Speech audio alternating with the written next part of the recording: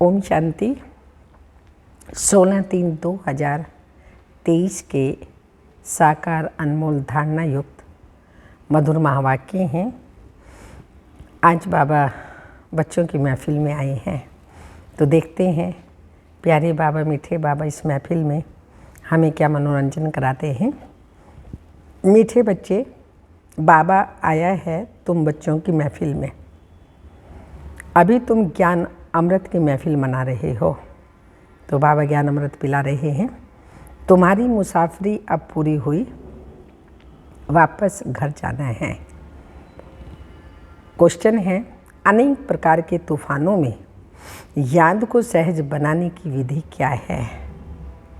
Answer, शरीर निर्वाह करते 5-10 मिनट भी बुद्धि को शिव बाबा में लगाने की कोशिश करो। बीच बीच में टाइम निकाल करके बाबा को याद करने की कोशिश करो। इस शरीर को भुलाते जाओ, मैं अशरीरी आत्मा हूँ, पार्ट बजाने के लिए इस शरीर में आई हूँ। अब फिर अशरीरी बन घर जाना है। ऐसे ऐसे अपने साथ बातें करो। एक सत बाप के साथ बुद्धि का योग का संग हो, दूसरे संग से अपनी संभाल करो, तो याद सहज हो जाएगी। गीत आ गई दिल में तो कौन? शिव बाबा मेरे दिल में आ गया। ओम शांति। बच्चों ने गीत सुना और अर्थ भी बच्चों ने दिल में समझा होगा। फिर भी बाप समझाते हैं, क्योंकि अभी बाप इस महफिल में आए हुए हैं। महफिल तुम्हारी भी है, सारी दुनिया की भी है। भगवान कहते हैं मैं आता हूँ भक्तों की महफिल में, तो सब भक्त ठहरे। उनमें भी फिर खास उन भक्तों की महफिल में आता हूँ जो भक्त मुझ परम पिता परमात्मा से वर्षा लेने आए हुए हैं। जिन आत्माओं की बुद्धि में अब परम पिता परमात्मा की याद है, उन्हों की महफिल में हाजिर हों। महफिल में कुछ खिलाया पिलाया जाता है, तो बाप कहते हैं तुम बच्चों को ज्ञान अमृत की महफिल करा रहा हूँ, जो आकर बाप के बने हैं। वह समझते हैं बाबा आया हुआ है हमारी इस महफिल में, फिर नंबरवार सबको वापस ले जाएंगे। खास तुम बच्चों की महफिल है, आम सबकी है। जहाँ बाप होगा वहाँ हम बच्चे भी होंगे। बाप कहते हैं हम भी अशरीरी हैं। तुम भी जब अशरीरी थे तो मेरे पास थे। याद दिलाते याद दिलाते 5000 वर्ष हुए। लॉन्ग लॉन्ग एगो कहते हैं ना, 5000 वर्ष से बड़ी मुसाफरी होती ही नहीं। भारतवासी बच्चे ये भूले हुए हैं कि शिव भगवान कब आए थे। उनकी जयंती मनाते रहते हैं, कहते हैं आए थे ज़रूर लॉन्ग लॉन्ग एगो, परंतु कब आए थे ये कोई को भी पता नहीं है। कोई कहेंगे लाखों वर्ष हुए, कोई क्या कहेंगे। एक्यूरेट तो कोई को पता ही नहीं है। यह तो बाप ही बता सकते हैं। कहते हैं बच्चे 5000 वर्ष पहले भी हम तुम बच्चों के पास इस महफिल में आया था। दुनिया में शिव जयंती तो मनाते हैं, उसी दिन उनसे जाकर पूछो कि बताओ इनको कितने वर्ष हुए हैं। गांधी की जयंती मनाएंगे तो झट बता देंगे इतने वर्ष हुए। शिव का कोई को बता नहीं सकते, परंतु तुम बच्चे जानते हो शिव को तो बहुत समय हुआ जबकि आया था। वह तो कुछ भी जानते नहीं। कहते हैं जन्म मरण रहित है, नाम रूप से न्यारा है। अरे नाम रूप से न्यारा है तो फिर जयंती किसकी मनाते हो? तो नाम रूप से न्यारा तो हो ही नहीं सकता। जरूर भारत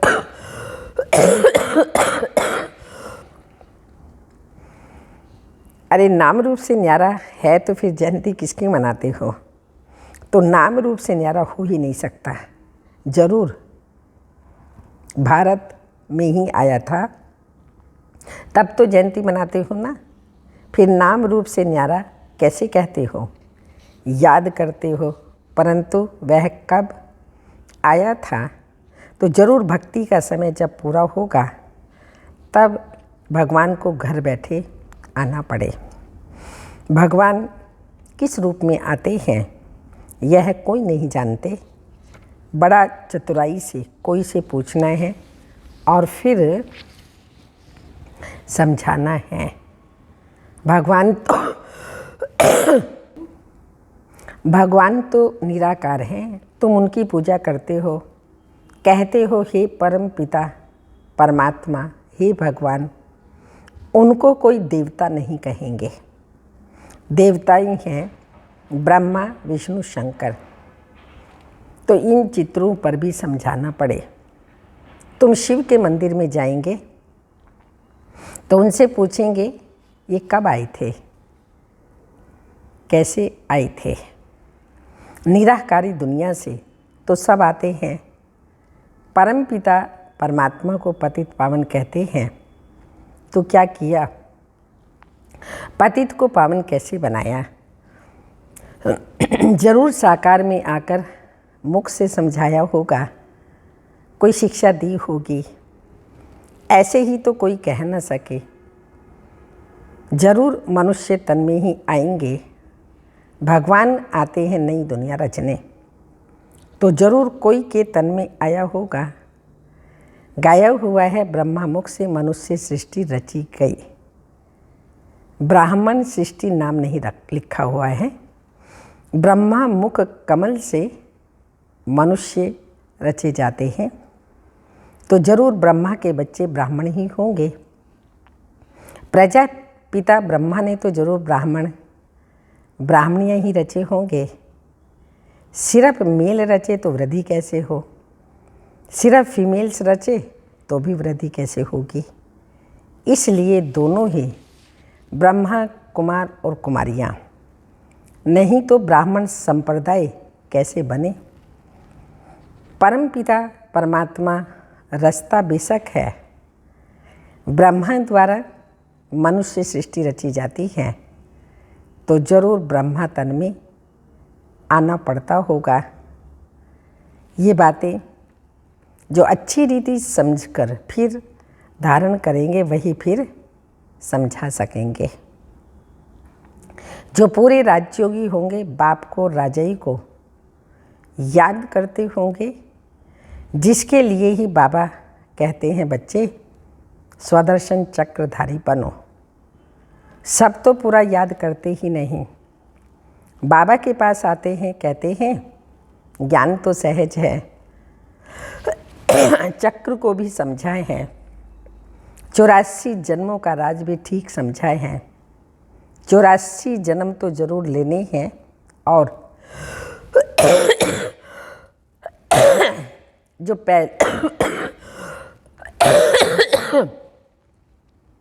पहले नंबर वाले होंगे वही 84 जन्म लेंगे।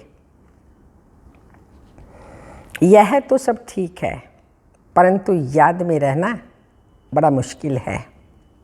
योग में अनेक प्रकार के तूफान आते हैं, उनको कैसे वश करें? उनका उपाय क्या है? कौन सा टाइम है जिसमें अच्छी रीति याद कर सकें? तो बाबा ने समझाया, यूं तो चलते फिरते उठते बैठते याद करो। अभी तुम यहाँ बैठे हो, हम तुमसे पूछते हैं, हाँ बाबा बच्चों से पूछते हैं, हाँ स्त्री को याद करते हो? अब नाम स्त्री का सुना तो झट बुद्धि भागी स्त्री के तरफ। बुद्धि का काम हो गया ना। वैसे ही तुम भी भल कोई भी काम शरीर निर्वाह अर्थ करो, परंतु शिव बाबा के पास बुद्धि लगाने की कोशिश करो।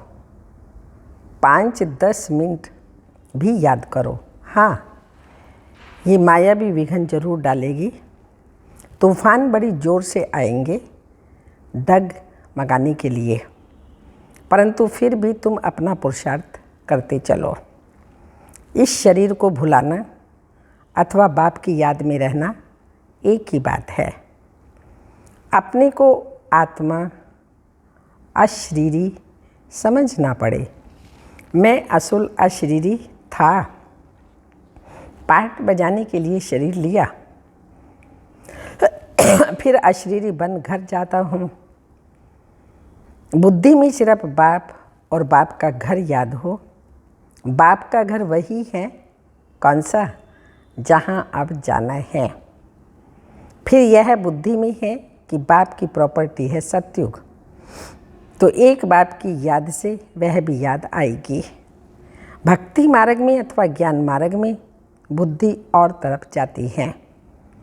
कन्या की सगाई हो जाती है तो फिर 1-2 की याद रहती है। भक्ति में कोई बैठेंगे तो भी माया विघ्न डालती है।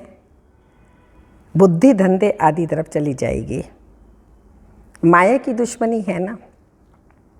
भक्त देवताओं को याद करेंगे तो भी बुद्धि और तरफ भाग जाएगी। माया बुद्धि को ठिकाने लगने नहीं देती। ऑफिस में जाते हो तो भी उसी कार्य में बुद्धि रहती है। इम्तिहान पास किया है तब यह काम करना होता है, उसमें बुद्धि लग जाती है। अव्यक्त चीज़ में बुद्धि लगाने में माया हैरान करती है। भक्तों को भी बड़ी मुश्किल से साक्षात्कार होता है। जब बहुत तीव्र भक्ति करते हैं तब बाप खुश होता है। भक्ति मार्ग में अभी तो भक्ति की बात ही नहीं, अभी तो है नॉलेज। वास्तव में भक्ति भी करनी चाहिए एक की। अव्यभिचारी भक्ति हो तो साक्षात्कार भी हो। आजकल तो व्यभिचारी बन गए हैं, सबको याद करते रहते हैं, तो बाबा साक्षात्कार भी नहीं कराते हैं। एक से पूरा निश्चय हो तो बाबा साक्षात्कार भी कराए। तो बाप समझाते हैं, मुझ एक बाप को याद करो। मुख से कुछ भी कहना नहीं है। साक्षात्कार कराए तो बाप समझाते हैं, मुझे एक को याद करो, मुख से कुछ भी कहना नहीं है। तुम स्त्री को याद करते हो तो कुछ मुख से कहना पड़ता है क्या? ख्याल आया और बुद्धि भाग जाती है। तो यह बेहद का बाप तो सदा सुख देने वाला है। तो अब तुम्हारी सगाई कराते हैं उस परम पिता परमात्मा से, तो उसको याद करने का प्रयत्न करो। माया तो तूफान लाएगी, सारी दुनिया दुश्मन बनेगी, परंतु बाप को नहीं भूलना है। कितने भी माया तूफान लाए, दुनिया दुश्मन बने, परंतु बाप को नहीं भूलना है। जितना बाप को याद करेंगे उतना विकर्म विनाश होंगे। ऐसे तो बहुत मनुष्य होते हैं जो सारा दिन भगवान का नाम भी नहीं लेते। बहुत खराब संग होता है। इसलिए गाया जाता है, संग तारे कुसंग बोरे आदि आदि। सत्य परम पिता परमात्मा का संग ही पतित से पावन बनाएगा। अभी तो सारी दुनिया पतित है, उनको संग चाहिए पतित पावन का। तो जरूर उनको यहाँ आकर साकार में समझाना पड़े, सत्य है ही एक बाप। सत्य की महफिल में तुम बैठे हो, जानते हो हम आत्माओं का संग अब परम पिता परमात्मा के साथ है। बाप कहते हैं, मेरी याद से ही तुम्हारे विकर्म विनाश होंगे। अच्छा संग होगा तो मुरली सुनेंगे, बुद्धि योग एक बाप के साथ रहेगा, तो ऐसा संग तारेगा अर्थात पावन बनाएगा। पावन बनने बगैर उनके पास कोई जा नहीं सकते। बाप खुद ही सिखलाते हैं मेरे साथ कैसे योग लगाओ। पढ़ाने के लिए खुद आकर सन्मुख होते हैं। बुद्धि का योग और संग तोड़ एक संग जोड़ना है, तब विकर्म विनाश होंगे। और कोई अभी तो सारी दुनिया पतित है, उनको संग चाहिए पतित पावन का, तो जरूर उनको यहाँ साकार में आना पड़े। सत्य है ही एक बाप। सत्य की महफिल में तुम बैठे हो, जानते हो हम आत्माओं का संग अब परम पिता परमात्मा के साथ हैं। तो बाप कहते हैं मेरी याद से ही तुम्हारे विकर्म विनाश होंगे। अच्छा संग होगा तो मुरली सुनोगे, बुद्धि योग बाप के साथ लगा रहेगा तो ऐसा संग तारेगा, अर्थात पावन बनाएगा। पावन बनने बिगर उसके पास कोई जा नहीं सकते। बाप खुद ही सिखलाते हैं मेरे साथ योग कैसे लगाएं। पढ़ाने के लिए खुद आकर सन्मुख होते हैं। बुद्धि का योग और संग तोड़ एक संग जोड़ना है, तब विकर्म विनाश होंगे।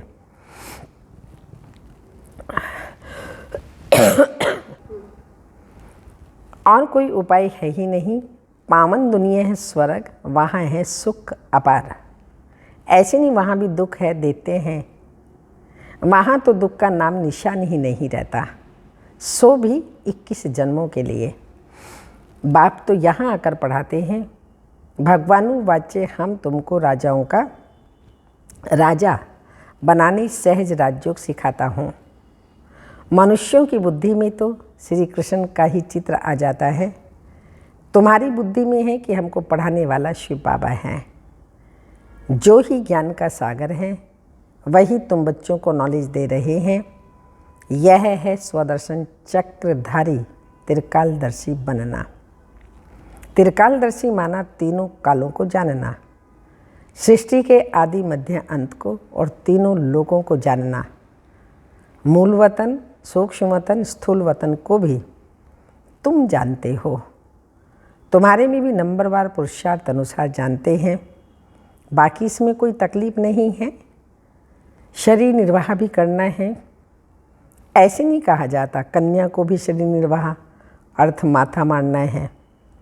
कन्या को पति के पास रहना है, शरीर निर्वाह पति को करना है। कन्या को भी अपने पैरों पर खड़ा रहना है। एक कहानी है ना, एक कन्या ने बाप को कहा मैं अपना नसीब खाती हूँ। तो तुम कन्याएं भी अपना पुरुषार्थ कर रही हो। जितना पढ़ेंगे, श्रीमत पर चलेंगे तो 21 जन्म राज्य करेंगे। कन्याओं का काम है पढ़ना और ससुर घर जाना। तुमको भी विष्णुपुरी स्वर्ग में भेजा जाता है। जितना पढ़ेंगे उतना ऊंच पद पाएंगे। वह तो ऐसे ही करके कहानी सुनाते हैं। सच्ची सच्ची बात यहाँ की है, जो जितना पुरुषार्थ करेगा उतना पद पाएगा, जैसा करेगा वैसा पाएगा, जो करेगा वह पाएगा। तो बाबा ने कहा ये बात है। वैसे नसीब का खा रहे हैं तो नसीब ही है, कर्म का फल मिलता है। बाप खुद बैठ उनका रहस्य सुनाते हैं। तुम सब कन्याएं हो, अधर कन्या भी है, अपना जीवन बना रही है। बाप ऐसे कर्म सिखलाते हैं जो कभी दुखी व विधवा नहीं होना पड़ेगा, परंतु बिरला ही कोई ऊंची तकदीर बनाते हैं। कोई तो बनाते बनाते फिर आश्चर्यवत भागंती हो, ऐसे बाप को भी फारकती दे देते हैं, डाइवोर्स भी दे देते हैं। क्योंकि शिव बाबा बाप भी है तो पतियों का पति भी है। पावन बनाते हैं, ऐसे बाप को बच्चे फारकती दे देते हैं, तकदीर को लकीर लगा देते हैं। सजनी है तो भी डाइवोर्स देने से कोड़ी तुल्य बन पड़ेगी। यह भी गाया हुआ है। आश्चर्यवत डाइवोर्स देवंती फारकती देवंती आदि आदि। जिस बाप से 21 जन्म का वर्षा राज्य भाग्य मिलता है, उनको भी फारकती दे देते हैं। कोई तो आकर बाप का बनेंगे, कोई कोई फिर महामूर्ख भी बनेंगे, जो फारकती भी दे देंगे, डाइवोर्स भी देंगे।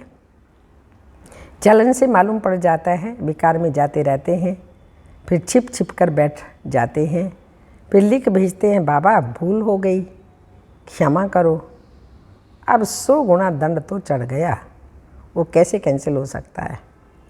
सच बताने से आधा माफ हो भी जाए, आदि आदि। इसलिए बाबा कहते हैं, छिपकर कभी विकार में नहीं जाना, ना फैमिलियरिटी में आना है। क्रोध भी बहुत भारी भूत है, बहुतों को दुख देते हैं। बाप को 5 विकारों का दान दे, फिर वापिस ले तो पद भी भ्रष्ट हो जाएगा। अच्छा, मीठे मीठे सिक्की लदे बच्चों प्रति माता पिता बाप दादा का याद प्यार, गुड मॉर्निंग, डायमंड मॉर्निंग। रूहानी बाप की रूहानी बच्चों को नमस्ते। हम रूहानी बच्चों की रूहानी माता पिता बाप दादा का याद प्यार, गुड मॉर्निंग, डायमंड मॉर्निंग, ओम नमस्ते। धारणा के लिए मुख्य सार है, अपनी ऊंच तकदीर बनाने के लिए विकर्म विनाश करने का पुरुषार्थ करना है। पढ़ाई पर पूरा ध्यान देना है। सेकंड पॉइंट, कुसंग से अपनी संभाल करनी है। पतित पावन बाप के संग से स्वयं को पावन बनाना है। वरदान, स्वदर्शन चक्रधारी बन, हर कर्म चरित्र के रूप में करने वाले, माया जीत सफलता मूर्त भाव।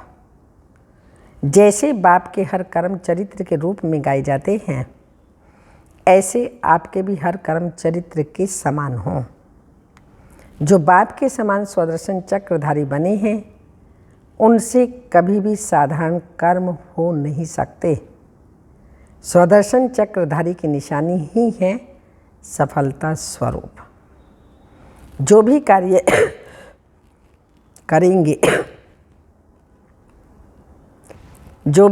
करेंगे उसमें सफलता समाई हुई होगी। स्वदर्शन चक्रधारी मायाजीत होने के कारण सफलता मूर्त होंगे, और जो सफलता मूर्त हैं वो हर कदम में पदम पति होंगे। स्लोगन, खुशी के समर्थ संकल्पों की रचना करो तो तन मन धन में सदा खुश रहेंगे। खुशी के समर्थ संकल्पों की रचना करो तो तन मन धन से सदा सुखी रहेंगे। आज का अव्यक्त इशारा, सर्व खजानों की बचत करने के लिए सहनशील बनो। सर्व खजानों की बचत करने के लिए सहनशील बनो।